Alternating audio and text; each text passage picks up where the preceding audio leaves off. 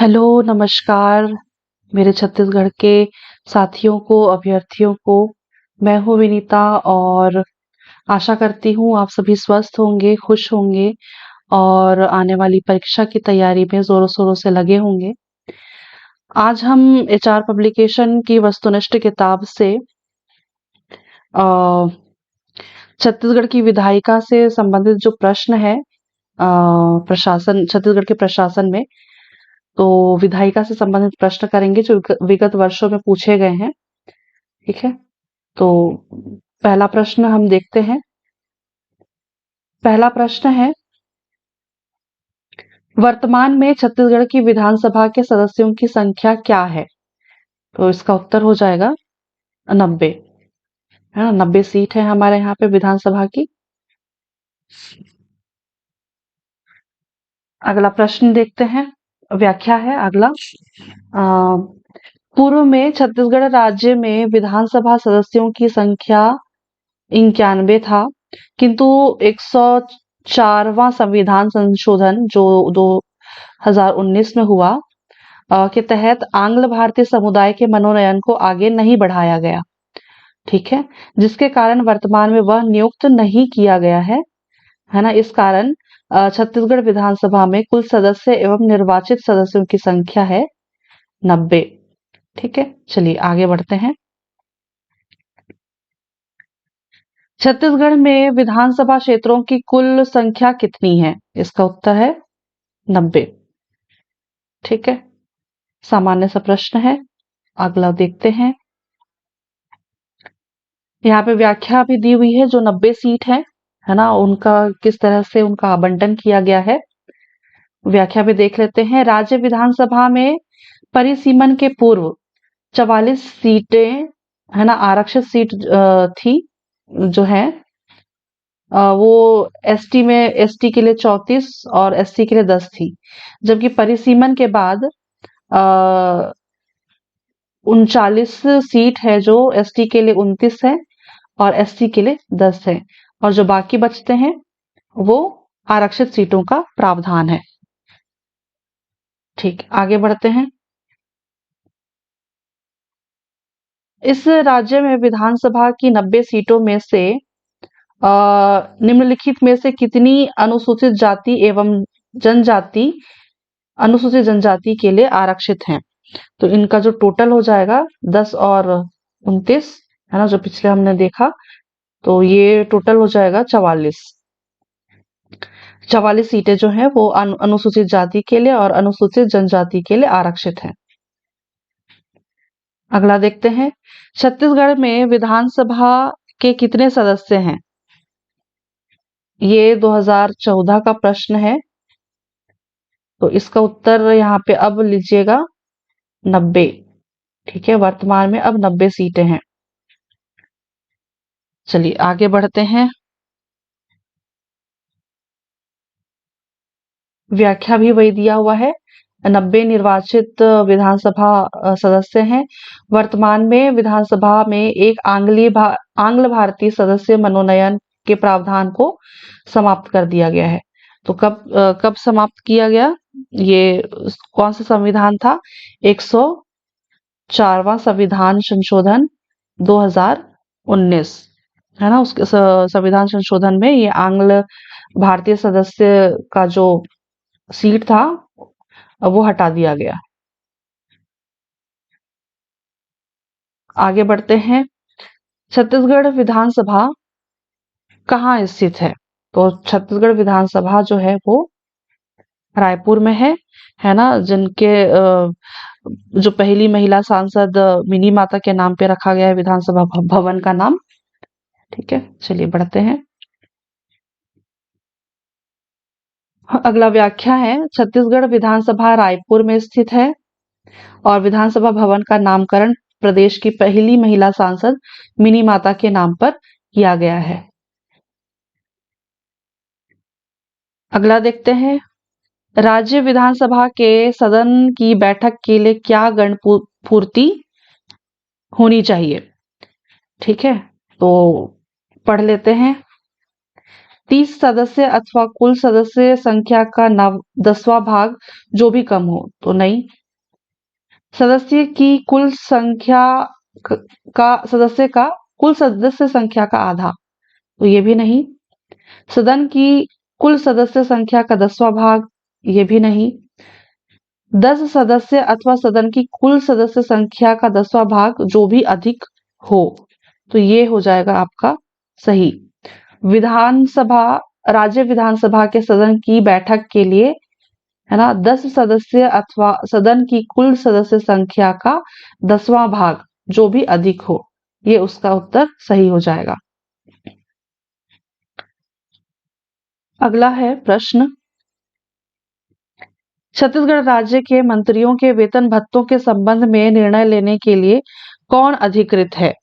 तो इसका उत्तर हो जाएगा विधानसभा। अगला प्रश्न है, किस वर्ष छत्तीसगढ़ में सामाजिक अपराध रोकने के लिए टोनही प्रताड़ना निवारण अधिनियम बनाया गया? तो यदि आप मेंस की तैयारी करते हैं तो आपने ये देखा होगा, पढ़ा होगा। टोनही प्रताड़ना निवारण अधिनियम जो है ये 2005 में बनाया गया है। चलिए आगे बढ़ते हैं। छत्तीसगढ़ छत्तीसगढ़ राज्य के विधानसभा का प्रथम सत्र कब संपन्न हुआ था? तो ये फैक्चुअल क्वेश्चन है जी, इसको ज्यादा कुछ इसमें ध्यान देने की जरूरत नहीं है। 14 दिसंबर से 19 दिसंबर, इसमें समझने समझाने वाली जैसी कोई बात नहीं है, आप सिर्फ डेट याद रखिए। 14 दिसंबर से 19 दिसंबर 2000, ये विधानसभा का प्रथम सत्र संपन्न हुआ था।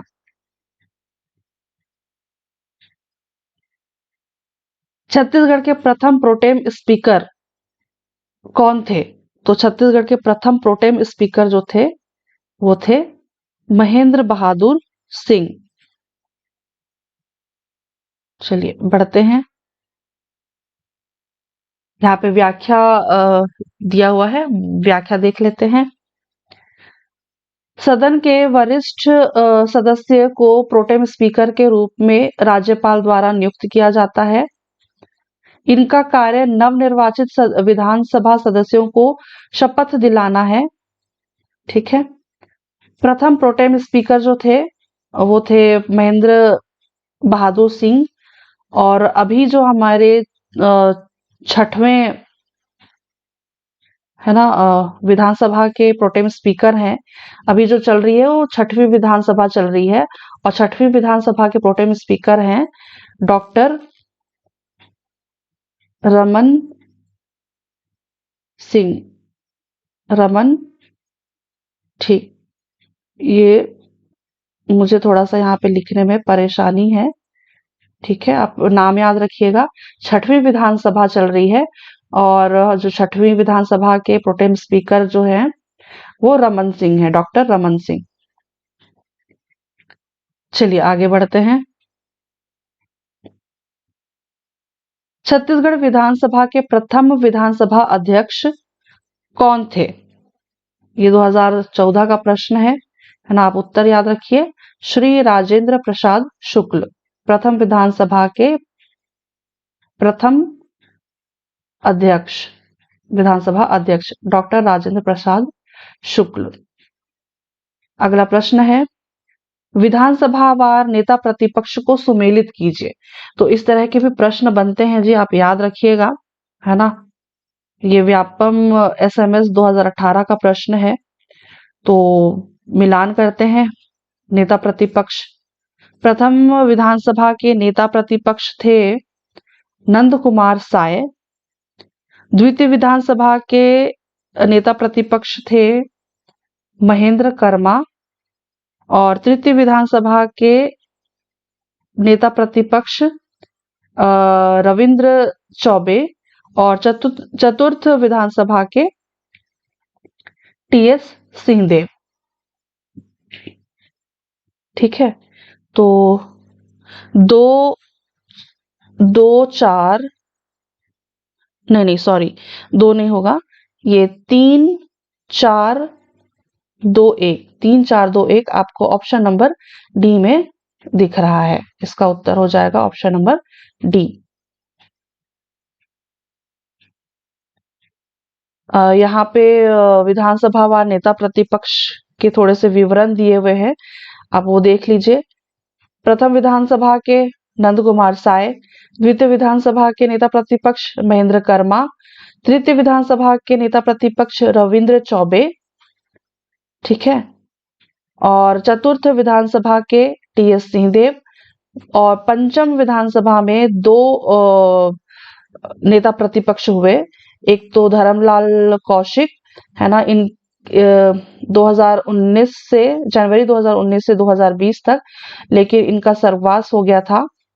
तो स्वर्गवास के बाद पांचवी विधानसभा में ही नारायण चंदेल बने अगस्त 2020 से। ये निरंतर की जगह में 2023 रखिए, क्योंकि वर्तमान में हमारी छठवीं विधानसभा चल रही है ना। और छठवीं विधानसभा में हमारे जो नेता प्रतिपक्ष हैं वो हैं डॉक्टर चरणदास महंत। चरणदास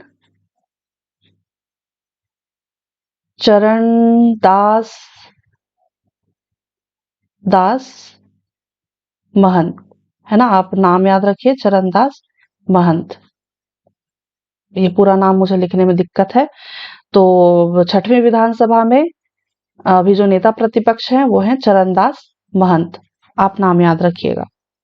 चलिए हम बढ़ते हैं अगले प्रश्न पर। छत्तीसगढ़ लोक सेवा गारंटी अधिनियम किस वर्ष से प्रारंभ हुआ? तो लोक सेवा गारंटी अधिनियम जो है वो 2011 से प्रारंभ हुआ है। हम चलते हैं अगले प्रश्न पर। इनमें से कौन से विधानसभा निर्वाचन क्षेत्र अनुसूचित जनजाति के लिए आरक्षित हैं? तो ऐसे भी प्रश्न बनते हैं जी, है ना। और आप याद रखिएगा, अनुसूचित जनजाति के लिए आरक्षित जो है वो है प्रतापपुर, भरतपुर, जशपुर और सीतापुर, ठीक है। तो यहाँ पे हम व्याख्या में देखते हैं कि जो अनुसूचित जनजाति के लिए आरक्षित हैं, है ना, 29 सीटें हैं जी। 29 सीटों को कैसे आप याद रखिएगा आप, है ना, ये एक बार हम रीड कर लेते हैं। जगदलपुर, अंबिकापुर और रायगढ़, है ना, ये आप याद रखिए, जगदलपुर, अंबिकापुर, रायगढ़ ये अनारक्षित है ना। और अनुसूचित जनजाति के लिए छत्तीसगढ़ विधानसभा में आरक्षित सीटें, है ना, ये 29 सीटें हैं भाई साहब। अब 29 सीटों को आप कैसे याद रखेंगे, है ना। अंतागढ़, अब संभाग वाइज याद रखिए, है ना। हम देखते हैं 29 सीटों को, है ना। अंतागढ़, भानुप्रतापपुर, कांकेर, कोंडागांव, केशकाल, नारायणपुर, बीजापुर, कोंटा, दंतेवाड़ा, बस्तर, चित्रकूट, ठीक है, ये एक संभाग हो गया। अब अगला है जशपुर, कुनकुरी, पत्थलगांव, सामरीपाट, सीतापुर, लुंड्रा, रामानुजगंज, प्रतापपुर, भरतपुर, सोनहत, ये सरगुजा संभाग हो गया। अब है धर्मजगढ़, लैलूंगा, रामपुर, पाली तानाखार, मरवाही, हाँ मरवाही तक, आप यहाँ तक ले लीजिए। ये क्या नाम, रायगढ़ विधानसभा, ठीक है। और फिर है डोंडी लोहारा, मोहला मानपुर, बिंद्रा नवागढ़ और सिहावा, है ना। ये वाला क्षेत्र आप दुर्ग और रायपुर वाला विधानसभा क्षेत्र ले लीजिए, ठीक है। चलिए आगे बढ़ते हैं।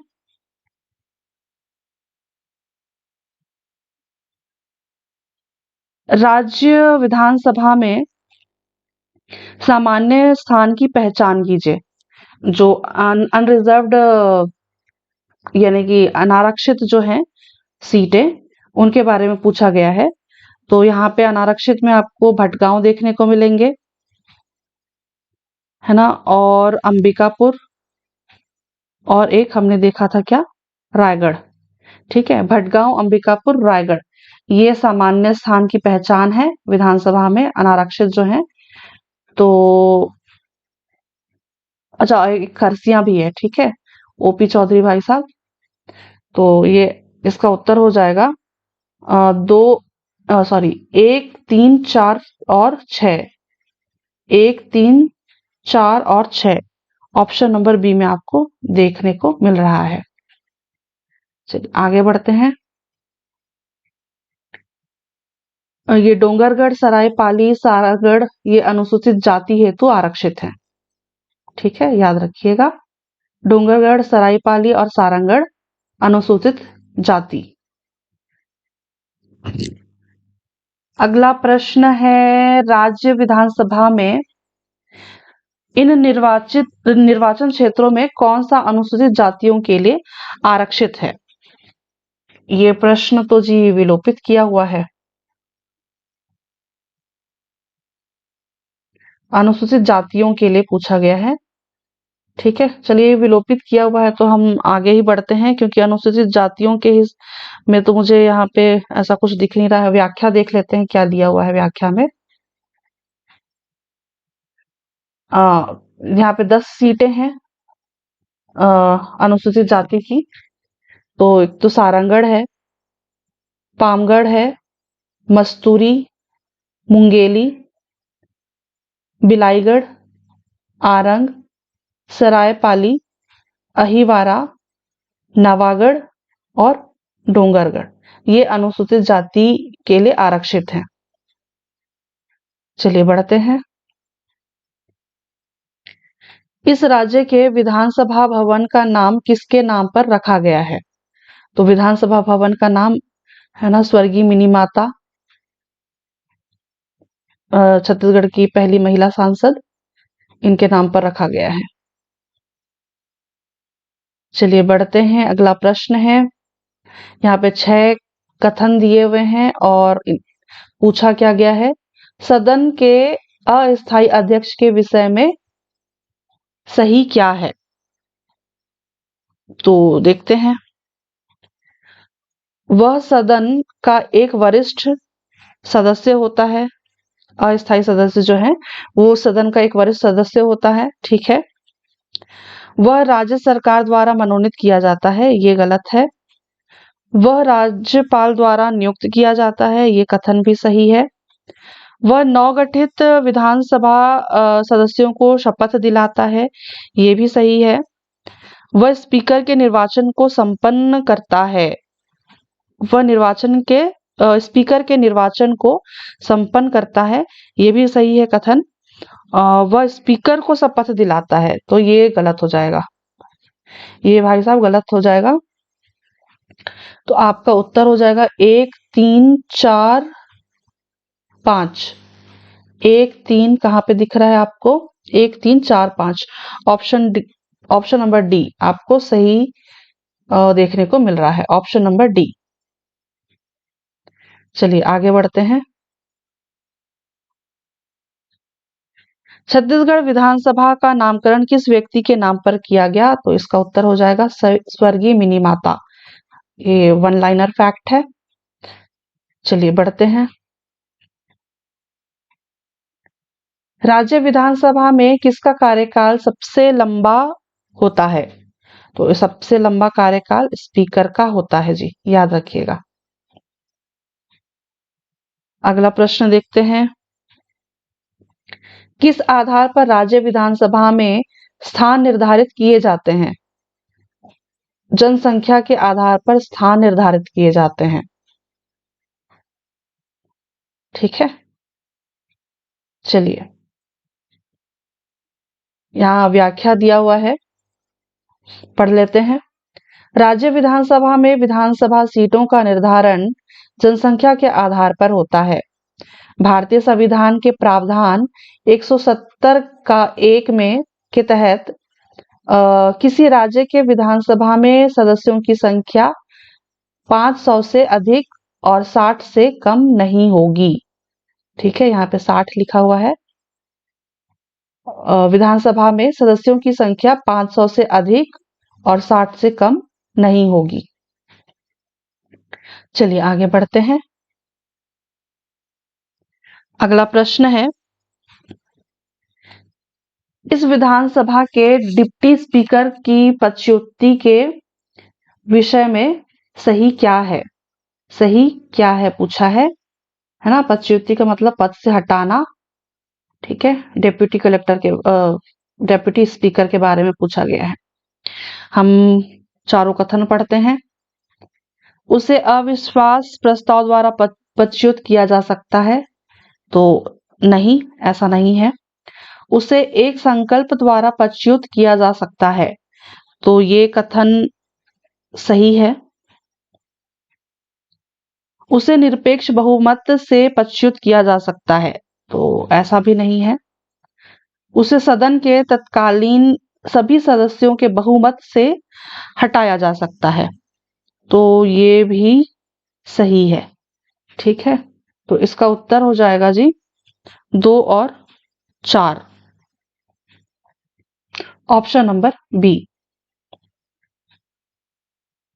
चलिए, यहाँ पे व्याख्या दी हुई है, हम व्याख्या भी पढ़ लेते हैं। विधानसभा उपाध्यक्ष और डिप्यूटी स्पीकर जो जी उपाध्यक्ष को ही कहते हैं। ठीक है, और विधानसभा उपाध्यक्ष की पदच्युति निम्न 3 आधार पर हो सकती है। यदि विधानसभा उपाध्यक्ष अपना लिखित त्यागपत्र विधानसभा अध्यक्ष को सौंप दे, यदि विधानसभा उपाध्यक्ष की सदस्यता समाप्त हो जाए तो वो पदच्युत हो सकता है, और यदि विधानसभा के सदस्य बहुमत के आधार पर विधानसभा को हटाने का संकल्प पास कर दें, तो ये भी हो सकता है। ठीक है, निरपेक्ष बहुमत का प्रावधान संविधान में किसी भी अनुच्छेद के तहत उल्लेखित नहीं है, तो ये कथन भी आप याद रखिएगा, है ना, ये वाला पॉइंट। निरपेक्ष बहुमत का प्रावधान जो है वो संविधान के किसी भी अनुच्छेद में नहीं लिखा गया है। ठीक है, चलिए आगे बढ़ते हैं। अगला प्रश्न है, छत्तीसगढ़ राज्य विधानसभा की गणपूर्ति कितनी है? तो इसका उत्तर हो जाएगा 10 सदस्य। ये भी वन लाइनर फैक्ट है। राज्य विधानसभा में गणपूर्ति के लिए कम से कम 10 सदस्यों का होना आवश्यक है, अनिवार्य है, जिनकी संख्या 10 से कम नहीं होनी चाहिए। अगला हम देखते हैं, विधानसभा में किन प्रश्नों पर पूरक प्रश्न पूछे जा सकते हैं? तो इसका भी आप उत्तर याद रखिएगा, तारांकित प्रश्नों पर, यानी कि ये जो है ना अतारांकित प्रश्न, ये गलत है ना, ये भी वन लाइनर फैक्ट है। केवल एक इसका उत्तर हो जाएगा।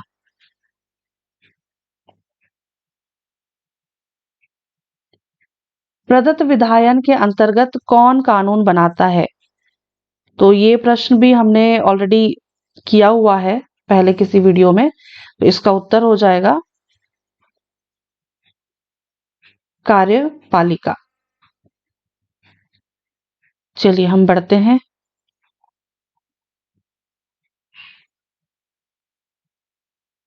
इतना लंबा प्रश्न है, चलिए कोई बात नहीं, हम पढ़ लेते हैं। मान लीजिए राज्य विधानसभा की सदस्य संख्या 90 है, 4 स्थान रिक्त हैं। ठीक है, सदन स्पीकर के विरुद्ध अविश्वास प्रस्ताव पर विचार कर रहा है और सदन में 80 सदस्य उपस्थित हैं। मतदान में 4 सदस्यों ने वोट नहीं दिया। अविश्वास प्रस्ताव पारित करने के लिए कितने मतों की आवश्यकता होगी? आप शायद समझ गए हैं ये प्रश्न, ये इसका उत्तर होगा 44। ठीक है, अगला प्रश्न देखते हैं। यहाँ लिखा हुआ है, व्याख्या दिया हुआ है, हम व्याख्या भी देख लेते हैं। विधानसभा के अध्यक्ष के विरुद्ध अविश्वास प्रस्ताव पारित करने के लिए प्रभावी बहुमत की आवश्यकता होती है। प्रभावी बहुमत मतदान के समय उपस्थित तथा सदन के 50% से अधिक 50% से अधिक सदस्यों यानी कि खाली सीटों को छोड़कर, है ना, वो बहुमत होनी चाहिए। चलिए आगे बढ़ते हैं। निम्नलिखित में से कौन सी शक्ति राज्यपाल की शक्ति नहीं है? तो राज्यपाल की शक्ति जो है नहीं है वो है विधानसभा को स्थगित करना। जो राज्यपाल है वो विधानसभा को स्थगित नहीं कर सकते। अगला प्रश्न हम करते हैं। अच्छा, व्याख्या भी दिया हुआ है, हम व्याख्या भी पढ़ लेते हैं। राज्य विधानसभा के संदर्भ में राज्यपाल विधानसभा का अधिवेशन बुला तो सकते हैं, किंतु विधानसभा को विघटित नहीं कर सकता है एवं विधानसभा का सत्रावसान कर सकता है, जबकि विधानसभा को स्थगित करने का अधिकार विधानसभा के अध्यक्ष का होता है। ठीक है, चलिए हम बढ़ते हैं अगले प्रश्न पर।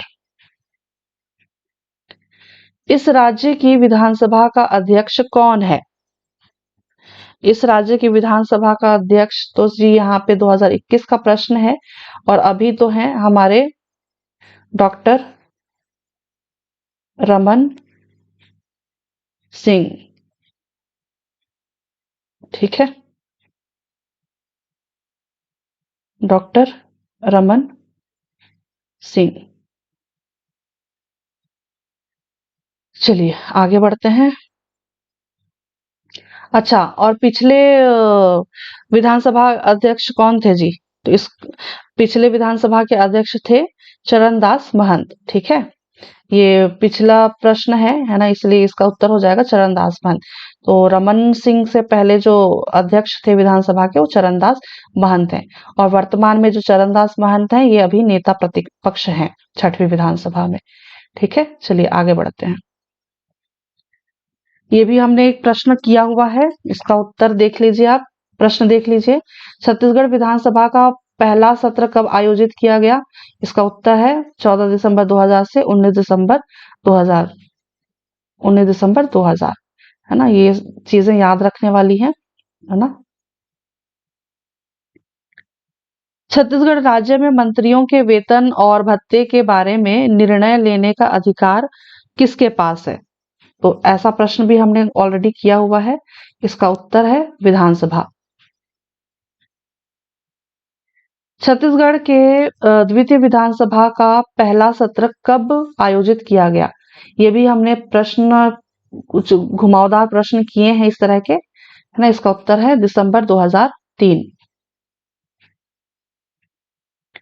अगला प्रश्न है, छत्तीसगढ़ राज्य में एक खाली स्थान विधानमंडल है। इसका उत्तर आप याद रखिए, एक सदनीय विधानमंडल है। अगला प्रश्न, स्पीकर की अनुपस्थिति में सदन की अध्यक्षता कौन करता है? स्पीकर की अनुपस्थिति में सदन की अध्यक्षता चेयरमैन के पैनल से सदस्य करते हैं। ठीक है, चेयरमैन के पैनल से सदस्य अध्यक्षता करते हैं।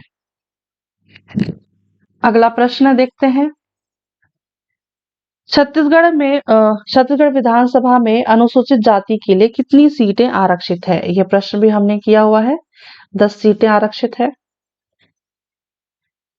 अगला प्रश्न, छत्तीसगढ़ विधानसभा में 90 सीटें हैं, जिनमें से 29 सीट अनुसूचित जनजाति के लिए, 10 सीट अनुसूचित जाति के लिए आरक्षित है, जबकि 51 सीटें जो हैं वो अनारक्षित हैं। ठीक है, चलिए बढ़ते हैं। प्रश्न है, छत्तीसगढ़ के निम्नलिखित में से किस शहर में छत्तीसगढ़ विधानसभा और सचिवालय है? ये प्रश्न भी हमने देखा हुआ है, रायपुर। अगला प्रश्न है, इस राज्य के द्वितीय विधानसभा के नेता प्रतिपक्ष कौन थे? हमने नेता प्रतिपक्ष वाली व्याख्या हमने देखी थी जी, है ना? इसका उत्तर हो जाएगा महेंद्र कर्मा। और पहले नंबर पे कौन थे जी? पहले नंबर पे क्या,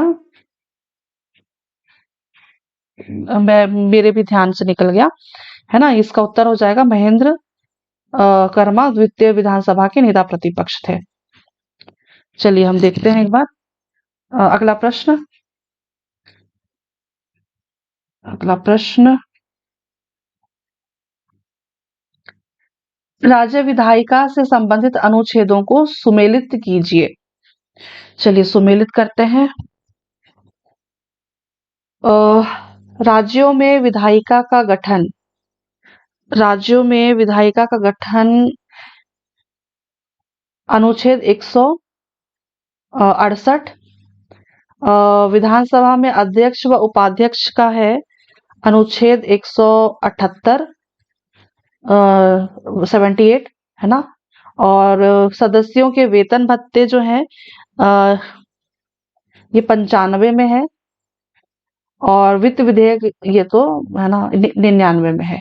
यानी कि राज्यों में विधायिका का गठन 168, विधानसभा में अध्यक्ष व उपाध्यक्ष के बारे में लिखा हुआ है एक 178 में, और सदस्यों के वेतन भत्ते के बारे में लिखा हुआ है 195 अनुच्छेद में, और वित्त विधेयक के वित्त विधेयक की जो परिभाषा है वो लिखा हुआ है अनुच्छेद 199 में।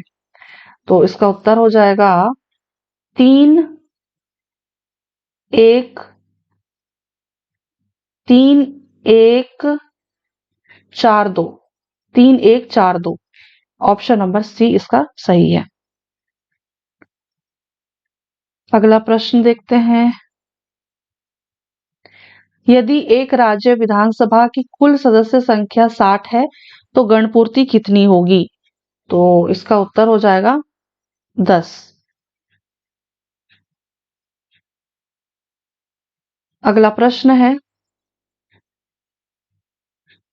राज्य में विधान परिषद की स्थापना के लिए संवैधानिक प्रावधानों के अनुसार राज्य विधानसभा के संकल्प पारित होने पर यदि संसद सहमत हो तो क्या करेगी?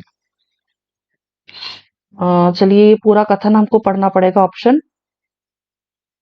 संसद अधिसूचना के द्वारा विधान परिषद की स्थापना करेगी, नहीं। संसद एक आदेश पारित कर विधान परिषद की स्थापना करेगी, नहीं।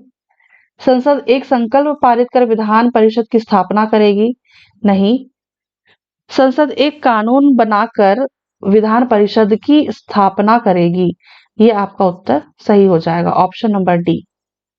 प्रश्न एक बार फिर से पढ़ लेते हैं। राज्य में विधान परिषद की स्थापना के लिए संवैधानिक प्रावधानों के अनुसार राज्य विधानसभा से संकल्प पारित होने पर यदि संसद सहमत हो तो क्या करेगी? संसद एक कानून बनाकर विधान परिषद की स्थापना करेगी। ये उसका सही उत्तर हो जाएगा। अगला देखते हैं। राज्यपाल विधानसभा में अस्थायी अध्यक्ष की नियुक्ति कब करता है? राज्यपाल विधानसभा में अस्थायी अध्यक्ष की नियुक्ति कब करता है? नवगठित विधानसभा के प्रथम सत्र के प्रारंभ में, सही है। जब अध्यक्ष और उपाध्यक्ष अवकाश पर हो, ये तो बिल्कुल भी गलत है, सरासर गलत। जब अध्यक्ष और उपाध्यक्ष के पद रिक्त हो तो ये भी सही है ना। और जब अध्यक्ष और उपाध्यक्ष के विरुद्ध पदच्युति का प्रस्ताव विचाराधीन हो तो ये भी गलत है।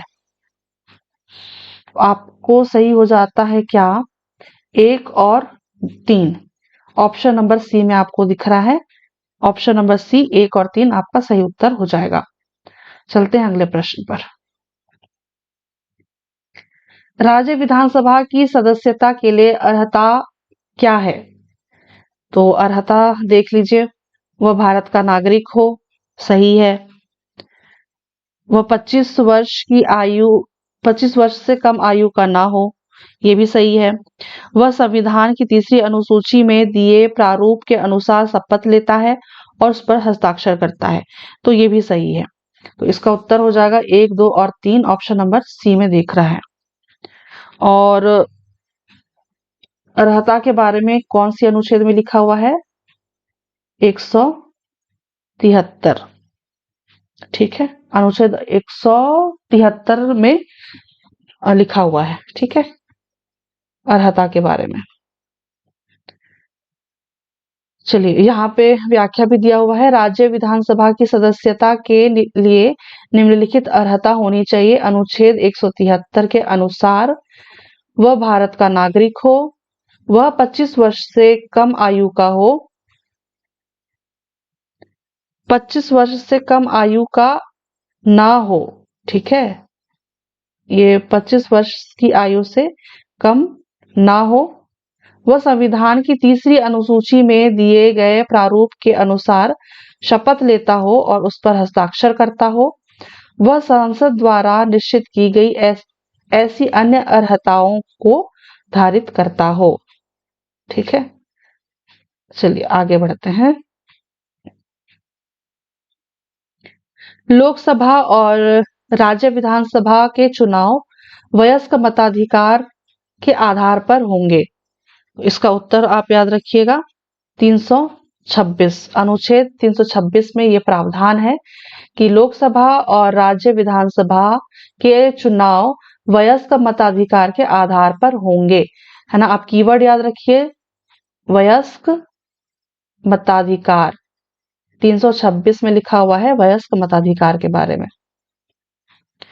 चलिए आगे बढ़ते हैं। अगला यहाँ पे व्याख्या दिया हुआ है ना। 324, 25, 26, 27 में क्या क्या लिखा हुआ है हम देख लेते हैं। अनुच्छेद 324 में लिखा हुआ है, इस अनुच्छेद के तहत सभी निर्वाचन कार्यों का स्वतंत्र एवं निष्पक्ष चुनाव हेतु एक निर्वाचन आयोग का प्रावधान किया गया है। ठीक है, यहाँ पे निर्वाचन आयोग अनुच्छेद 324 में लिखा हुआ है निर्वाचन आयोग, है ना, उनके कार्य का स्वतंत्र एवं निष्पक्ष चुनाव हेतु।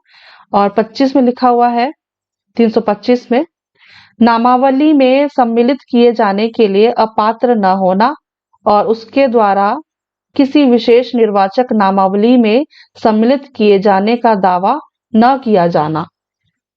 ठीक है, और 326 में लिखा हुआ है वयस्क मताधिकार। कोई भी भारतीय नागरिक जो 18 वर्ष की आयु पूर्ण कर चुका हो मत देने का अधिकार होगा। और 326 में लिखा हुआ है विधानमंडलों के चुनाव के संबंध में प्रावधान करने की संसद की शक्ति।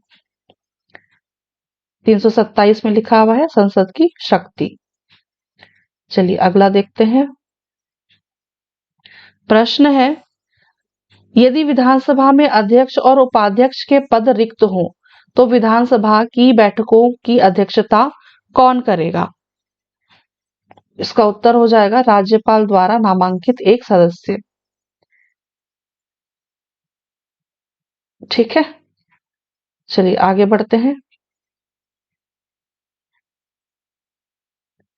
विधानसभा की अध्यक्षता विधानसभा के अध्यक्ष द्वारा किया जाता है। विधानसभा उपाध्यक्ष द्वारा कब किया जाता है? जब विधानसभा अध्यक्ष अनुपस्थित हो, है ना। अनुपस्थित होते हैं तो विधानसभा के उपाध्यक्ष अध्यक्षता करते हैं। और राज्यपाल द्वारा नामांकित सदस्य कब करेंगे? जब विधानसभा अध्यक्ष और उपाध्यक्ष दोनों अनुपस्थित हो। ठीक है, चलिए यहाँ पे प्रश्न हमारे समाप्त होते हैं। आशा करती हूँ कि ये वीडियो में थोड़ी बहुत इंफॉर्मेशन आपको मिली होगी और थोड़ी बहुत मदद मिली होगी। अगर कोई गलती होती है इस वीडियो में, अगर कुछ फैक्चुअल क्वेश्चंस हैं या फिर किसी डेटा में, तो आप मुझे कमेंट बॉक्स में बताइएगा। मैं आपसे मिलूंगी अगली वीडियो में फिर किसी नए टॉपिक के साथ। तब तक के लिए आप सभी साथियों को परीक्षा की हार्दिक शुभकामनाएं। धन्यवाद, शुक्रिया और आभार।